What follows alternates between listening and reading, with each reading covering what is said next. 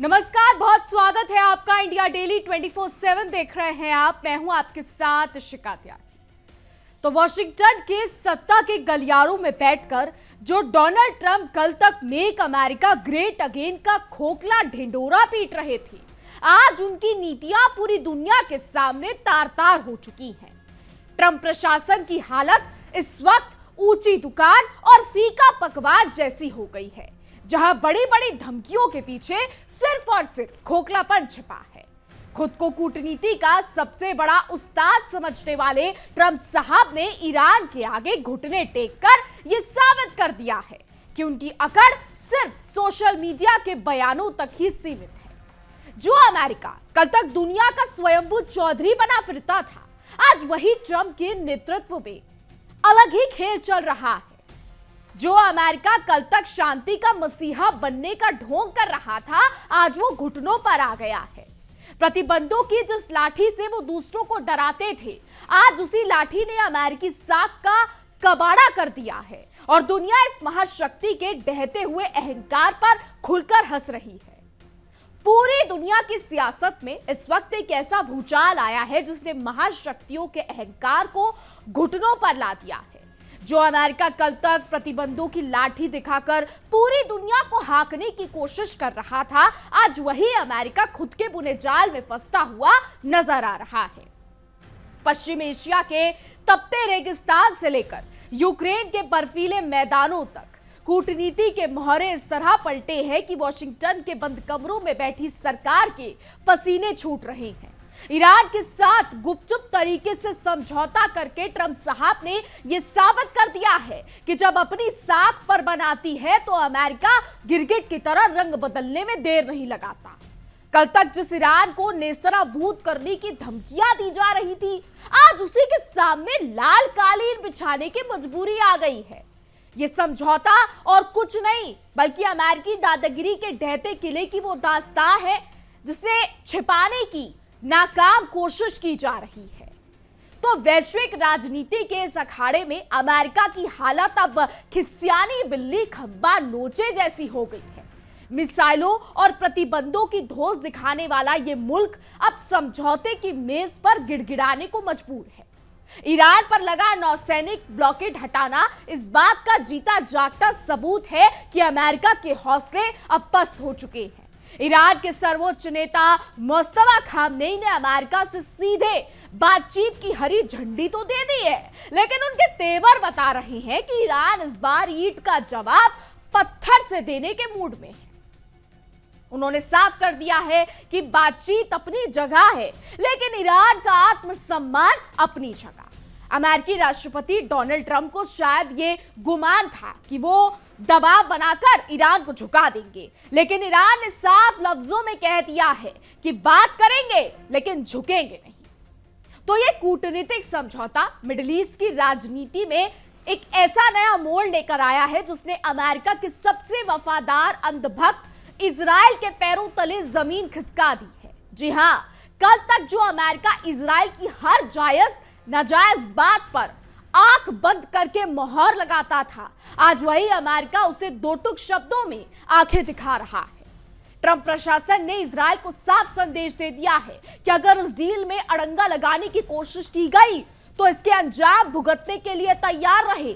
जिस समझौते पर इजराइल खून के आंसू रो रहा है, उसी समझौते को बचाने के लिए अमेरिका अपने ही सबसे करीबी यार के खिलाफ सीना तान कर खड़ा हो गया है। इसे कहते हैं कूटनीति की दुनिया में मतलब निकल गया तो पहचानते नहीं। जहां अमेरिका ने अपने फायदे के लिए इजराइल को बीच मझधार में छोड़ दिया है। तो अब इस पूरे घटनाक्रम में ईरान के सर्वोच्च नेता मुस्तफा खामनेई का लंबे समय बाद सार्वजनिक रूप से सामने आना एक बड़ी सियासी हलचल पैदा कर गया है। बीते 28 फरवरी के जानलेवा हमले में घायल होने के बाद यह पहला मौका था जब खामनेई दुनिया के सामने आए। उन्होंने अपने टेलीग्राम संदेश के जरिए जो धमाका किया, उसने अमेरिका के दावों की हवा निकाल दी। खामनेई ने खुलकर कहा कि वो इस अमेरिका ईरान समझौते के पक्ष में कतई नहीं थे, लेकिन देश के राष्ट्रपति मसूद पेजेशिकियान और सुप्रीम नेशनल सिक्योरिटी काउंसिल के बार-बार दबाव और सिफारिश के बाद उन्हें ये कड़वा घूंट पीना पड़ा। उन्होंने ये फैसला सिर्फ इस शर्त और भरोसे पर लिया है कि ईरान के हितों और एक्सिस ऑफ रेजिस्टेंस की आन बान शान पर कोई आंच नहीं आने दी जाएगी। तो रिपोर्ट्स दावा कर रही है कि मुस्तफा खामनेई ने जो है ये बयान दिया है। अब मुस्तफा खामनेई ने अमेरिका की नीयत को भांपते हुए पहले ही चेतावनी दे दी है कि अगर वॉशिंगटन ने अपनी पुरानी आदत के मुताबिक जरूरत से ज्यादा रियायतें मांगने की जरूरत की तो ईरान उसके सामने घुटने नहीं टेकेगा। उनका मानना है कि डोनाल्ड ट्रंप ने यह समझौता किसी दरियादिली में नहीं बल्कि अपनी राजनीतिक मजबूरियों के चलते मरता क्या ना करता की तर्ज पर किया है। हालांकि ईरान ने बातचीत का दरवाजा पूरी तरीके से बंद नहीं किया है। रक्षा विशेषज्ञों और कूटनीतिक जानकारों का कहना है कि खामनेई ने इस रुख से एक तीर से दो शिकार किए हैं। अगर ये डील कामयाब रहती है तो इसका पूरा सेहरा उनके सिर बंधेगा और अगर बातचीत बीच में टूट जाती है तो इसका ठीकरा देश की वर्तमान सरकार के सिर फोड़ दिया जाएगा। तो ईरान के इस ग्रीन सिग्नल के बाद अब दोनों देशों के वार्ताकार स्विट्जरलैंड की वादियों में शुक्रवार या फिर शनिवार को आमने सामने बैठकर सीधी बात करने की तैयारी में है। ईरान की इस मजबूत घेराबंदी को देखकर अमेरिका बुरी तरीके से बौखलाया हुआ है और अपनी इस बौखलाहट को वो इजराइल पर कड़ा रुख अख्तियार करके निकाल रहा है। अमेरिकी राष्ट्रपति जेडी वेंस ने इजराइल को सरेआम हड़काते हुए कहा है कि इस वक्त पूरी दुनिया में डोनाल्ड ट्रंप ही इजराइल के एकमात्र ताकतवर हमदर्द बचे हैं, इसलिए इजरायली कैबिनेट को अपने सबसे बड़े मददगार पर उंगली उठाने की गलती नहीं करनी चाहिए। लो जी, ये तो वही बात हो गई, अपना काम बनता है, भाड़ में जाए जनता। वेंस का ये गुस्सा नेतन्याहू की उस नाराजगी के बाद फूट पड़ा है जो वो इस समझौते को लेकर जता रहे थे। अमेरिकी उपराष्ट्रपति जेडी वेंस साहब ने तो इजराइल को उसकी औकात याद दिलाते हुए ये तक कह दिया कि उसकी सुरक्षा में जितने भी हथियार इस्तेमाल होते हैं उनमें से करीब 2/3 अमेरिका के ही खैरात में दिए हुए हैं।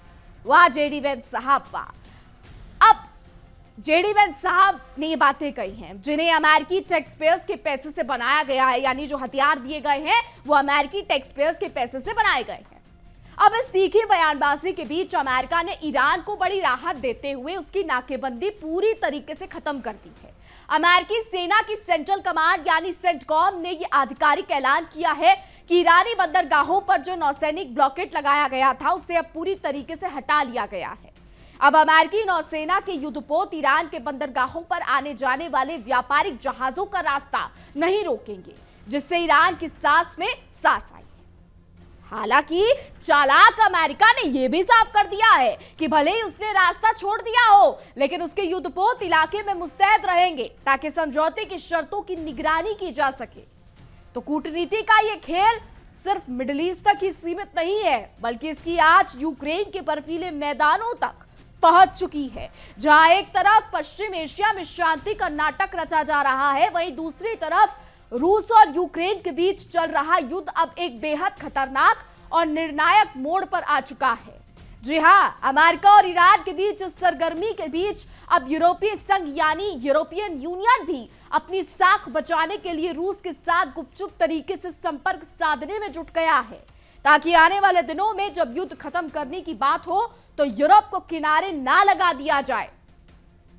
यूरोपीय संघ के अधिकारियों ने दबी जुबान में स्वीकार किया है कि पिछले कुछ हफ्तों में मॉस्को के साथ उनकी शुरुआती कूटनीतिक खिचड़ी पकनी शुरू हो गई है, भले ही अभी किसी ठोस नतीजे पर बात ना हुई हो।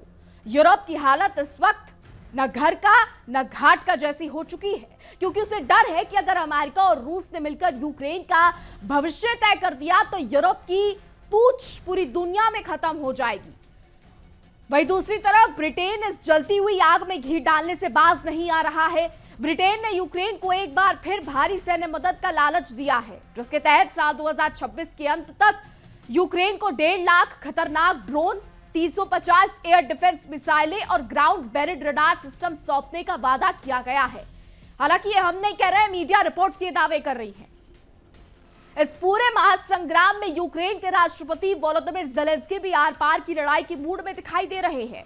यूक्रेन ने रूस पर कूटनीतिक और सैन्य दबाव इस कदर बढ़ा दिया है कि एक ही हफ्ते के भीतर दूसरी बार रूस की राजधानी मॉस्को की सबसे बड़ी तेल रिफाइनरी पर भीषण ड्रोन हमला बोल दिया गया है।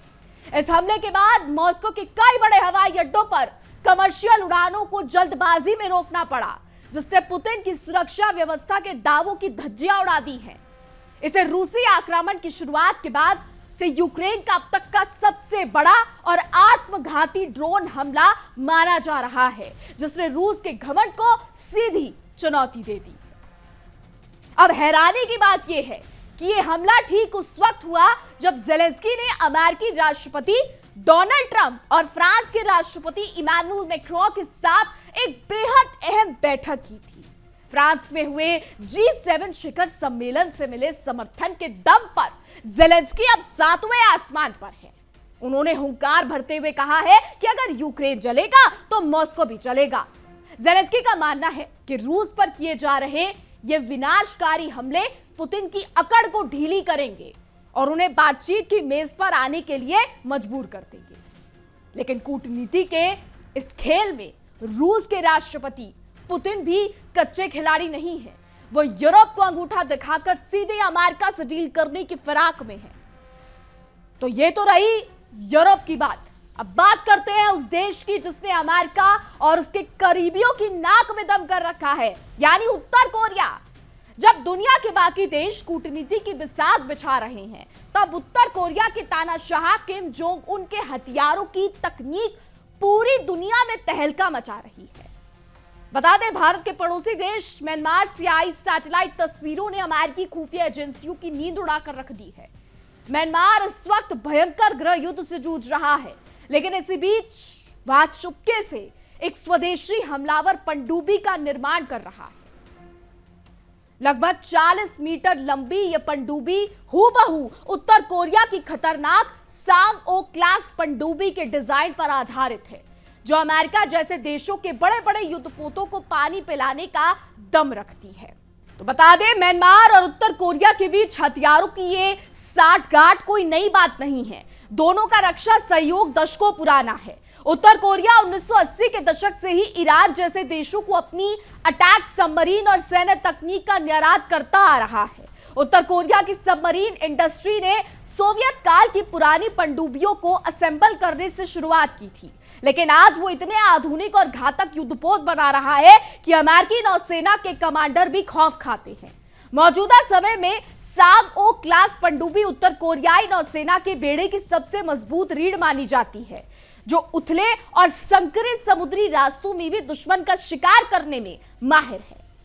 अब विशेषज्ञों के मुताबिक और रिपोर्ट्स के मुताबिक ये छोटी डीजल इलेक्ट्रिक पनडुब्बी भले ही आकार में छोटी हो, लेकिन इसके कारनामे बेहद खौफनाक है। इतना समझ लीजिए, उत्तर कोरिया का दावा है कि उसकी इस पनडुब्बी ने नकली युद्ध अभ्यास के दौरान अमेरिकी नौसेना के विशालकाय एयरक्राफ्ट कैरियर और न्यूक्लियर पावर्ड अटैक सबमरीन को पलक झपकते ही पानी में डुबो दिया था।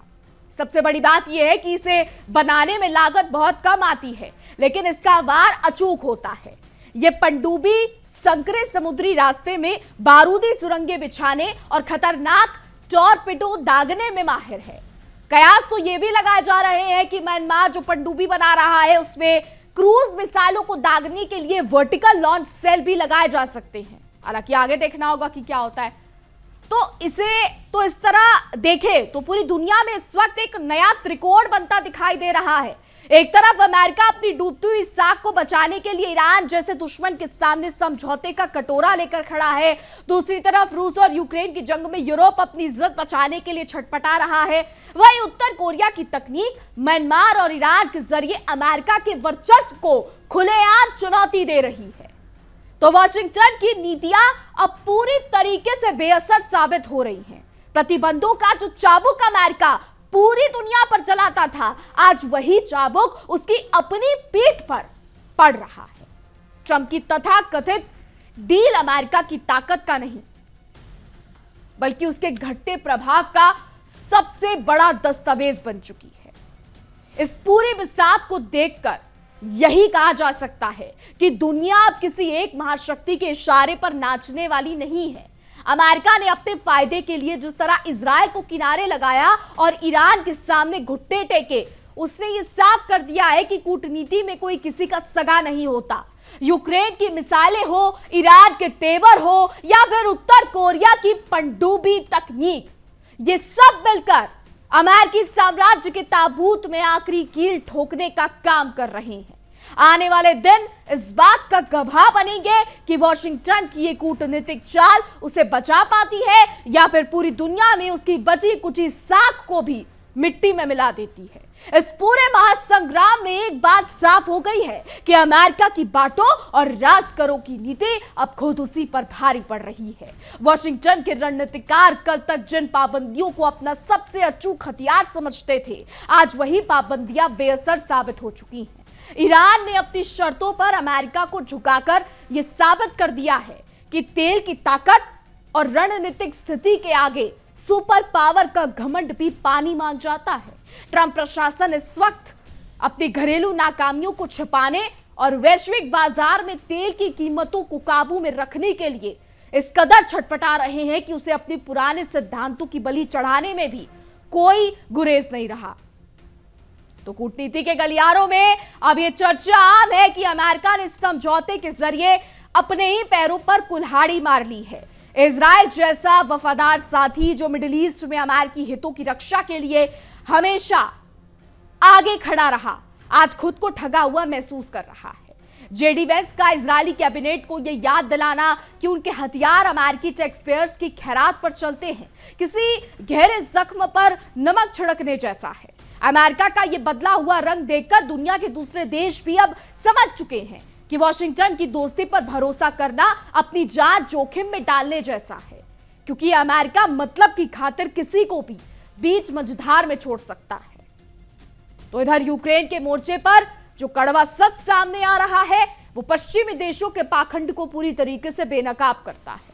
यूरोपीय संघ के देश एक तरफ तो यूक्रेन की पीठ थपथपा रहे हैं, उसे हथियारों की खेप भेजने का नाटक कर रहे हैं, लेकिन दूसरी तरफ बंद कमरों में रूस के सामने गिड़गिड़ा रहे हैं ताकि उनकी खुद की ऊर्जा जरूरतें और व्यापार ठप ना हो जाए।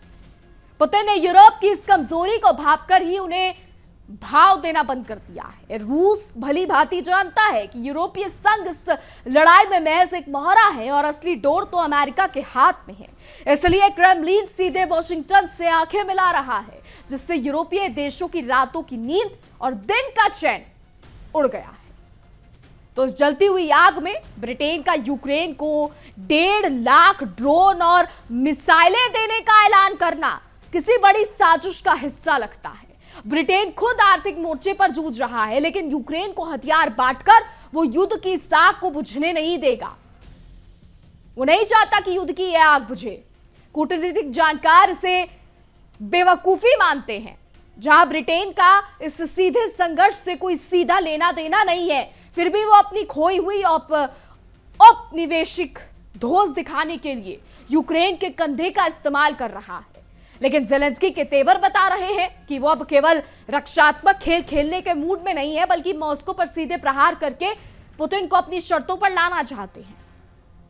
तो ज़ेलेंस्की का यह बयान कि अगर यूक्रेन जलेगा तो मॉस्को भी जलेगा, इस बात का साफ इशारा है कि यह जंग अब किसी एक देश की सीमाओं तक सीमित नहीं रहने वाली। मॉस्को की तेल रिफाइनरी पर हुआ हमला सिर्फ एक नुकसान नहीं है, बल्कि ये रूस के आत्मसम्मान पर गहरी चोट है। इस हमले ने पुतिन के उस अभेद्य सुरक्षा कवच के दावों की पोल खोल दी है, जिसे लेकर वो दुनिया भर में शेखी बघारते थे। हालांकि रूसी सेना भी इस अपमान का बदला लेने के लिए छटपटा रही है और आने वाले दिनों में यूक्रेन पर इससे भी बड़े और घातक मिसाइल हमलों की आशंका से पूरी दुनिया सहमी हुई है। इन सब के बीच एशिया के इस हिस्से में भी उत्तर कोरिया के तानाशाह किम जोंग उन ने जो बिसात बिछाई है, उसने अमेरिका की एशिया पैसिफिक रणनीति को पूरी तरीके से ध्वस्त कर दिया है। म्यांमार जैसे अशांत क्षेत्र में उत्तर कोरियाई तकनीक से पनडुब्बी का बनना यह साबित करता है कि किम जोंग उन की पहुंच अब वाशिंगटन के बेहद करीब आ चुकी है। अमेरिका कल तक उत्तर कोरिया पर तमाम तरीके के प्रतिबंध लगाकर उसे दुनिया से अलग थलग करने का दम भरता था, लेकिन आज उसी उत्तर कोरिया की पनडुब्बी तकनीक दुनिया के बाजारों में धड़ल्ले से बिक रही है और अमेरिकी युद्धपोतों के लिए काल बन रही है। विशेषज्ञों का मानना है कि म्यांमार में तैयार हो रही ये सांग ओ क्लास पनडुब्बी आने वाले समय में बंगाल की खाड़ी और मलक्का जलडमरू मध्य जैसे व्यस्त और रणनीतिक समुद्री रास्तों में अमेरिका के वर्चस्व को सीधी चुनौती देगी। इस छोटी डीजल इलेक्ट्रिक पनडुब्बी की सबसे बड़ी ताकत इसकी खामोशी और उथले पानी में छिपकर वार करने की क्षमता है। जब ये पनडुब्बी क्रूज मिसाइलों को दागने वाले वर्टिकल लॉन्च सेल से लेस हो जाएगी, तब अमेरिकी नौसेना के बड़े बड़े एयरक्राफ्ट कैरियर भी इसे संकरे समुद्री इलाके में आने से कतराएंगे, क्योंकि उन्हें पता है कि ये छोटा शिकारी कब पानी के नीचे से उठकर उनका शिकार कर ले, कोई नहीं जानता। तो वैश्विक राजनीति के इस पूरे परिदृश्य को देखें तो ये साफ हो जाता है कि अमेरिका अब ना इधर का ना उधर के वाली स्थिति में, ना घर का ना घाट का, इस स्थिति में अमेरिका है। वो पूरी दुनिया को सुधारने और अपने इशारों पर नचाने निकला था, लेकिन आज ईरान के परमाणु कार्यक्रम और रोकने में नाकाम रहने के बाद उसे एक कमजोर समझौते पर दस्तखत करने पड़े। वह यूक्रेन में रूस को आर्थिक रूप से बर्बाद करने का उसका सपना भी चकनाचूर हो गया, क्योंकि रूस ने न केवल पश्चिमी प्रतिबंधों को झेला, बल्कि अपनी अर्थव्यवस्था को और मजबूत करके यूक्रेन पर हमले तेज कर दिए। ये बदलती हुई दुनिया इस बात की गवाह है कि अब शक्तियों का संतुलन वाशिंगटन और न्यूयॉर्क से खिसककर एशिया और मिडिल ईस्ट की तरफ आ रहा है। ईरान, रूस और उत्तर कोरिया जैसे देश, जिन्हें अमेरिका कभी बेवकूफ बताकर बदनाम करता था, आज वही देश मिलकर वैश्विक व्यवस्था की नई इबारत लिख रहे हैं। अमेरिका की दादागिरी का वो दौर अब इतिहास के पन्नों में दर्ज होने जा रहा है, जब उसकी एक धमकी पर दुनिया के देश अपने फैसले बदल लिया करते थे। आज हालात ये है कि खुद अमेरिका को अपनी साख बचाने के लिए कूटनीतिक समझौते की आड़ में पीछे हटना पड़ा है। ये साफ है कि आने वाला समय बेहद उथल पुथल भरा और अप्रत्याशित होने वाला है। जो महाशक्तियां कल तक दूसरों के घरों में आग लगाकर तमाशा देखती थी, आज आग की लपटें उनके अपने ही खेमे तक पहुंच चुकी हैं। अमेरिका की कमजोर नीतियां, इजराइल की बौखलाहट, यूक्रेन का आक्रामक रुख और उत्तर कोरिया की घातक तकनीक, ये सब मिलकर एक ऐसे नए विश्व युद्ध की पृष्ठभूमि तैयार कर रहे हैं जहां जीत किसी की नहीं होगी, बल्कि महाशक्तियों का अहंकार पूरी तरीके से मिट्टी में मिल जाएगा। तो दोस्तों, इस पूरी बिसात पर गौर करें तो साफ हो जाता है कि अमेरिका की हालत अब घर के नहे न घाट के रहे जैसी हो चुकी है। अपनी चौधराहट बचाए रखने के फेर में वॉशिंगटन ने पूरी दुनिया में इतने मोर्चे खोल दिए हैं कि अब उन्हें संभालना उनके बस की बात नहीं रही। ईरान से हाथ मिलाना और इजराइल को अंगूठा दिखाना यह साबित करता है कि अमेरिका के पास अब कोई ठोस रणनीति नहीं बची है, बल्कि वो सिर्फ आग बुझाने वाली कूटनीति पर उतर आया है। तो डोनाल्ड ट्रंप का इस जल्दबाजी ने दुनिया भर में यह संदेश दे दिया है कि अमेरिकी कस्मों और वादों की कीमत अब कौड़ी के भाव भी नहीं बची है। दूसरी तरफ रूस और यूक्रेन के इस महासंग्राम ने पश्चिमी देशों के उस घमंड को पूरी तरीके से चकनाचूर कर दिया है, जो सोचते थे कि वो आर्थिक प्रतिबंधों की लाठी से मॉस्को को घुटनों पर ला देंगे। यूक्रेन द्वारा मॉस्को की रिफाइनरी पर किए जा रहे ताजा ड्रोन हमले भले ही आज सुर्खियां बटोर रहे हों, लेकिन यह इस बात का भी सबूत है कि ज़ेलेंस्की अब पूरी तरीके से हताश हो चुके हैं और रूस को किसी भी तरीके से बातचीत की मेज पर लाने के लिए आखिरी दांव खेल रहे हैं।